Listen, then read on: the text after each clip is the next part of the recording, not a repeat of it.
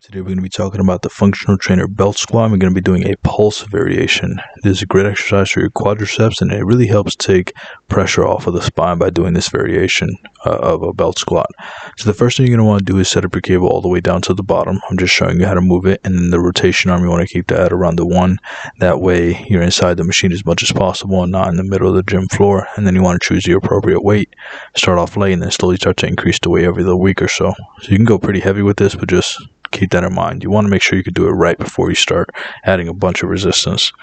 Once you do that, you want to make sure that the cable is pulling you directly down. So stay nice and close to the machine. Do not take too far of a step back. And then you want to make sure that you're sitting back and that you're bending at the knees, as well as pushing your hips back slightly. And you're not going to go all the way up, but you are going to go all the way down. But before we continue with more tips, here's a word from today's video sponsor. I'm today's video sponsor, and if you'd like help losing fat or gaining muscle, there are a few ways I can help you down below. Either set up a free consultation with us, purchase through one of our free affiliate links, or purchase one of our instant access affordable training programs. Can't wait to be of service to you. Now let's get back to the rest of the video.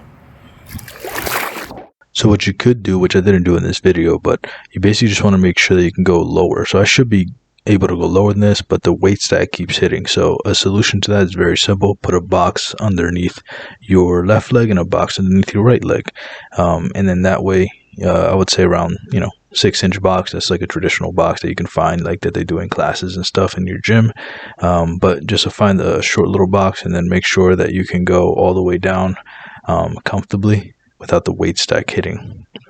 And then once you have that set up, it's basically the exact same thing that you would do when it comes to the form of the exercise. And then a couple things that you want to make sure that you're focusing on is keeping your feet flat. You do not want your heels coming up off the ground, but you also want to make sure that you're sitting back as much as you can. And if your knees go over your toes, meaning like a little bit over, doesn't matter. As long as your heel stays down and that you're sitting back.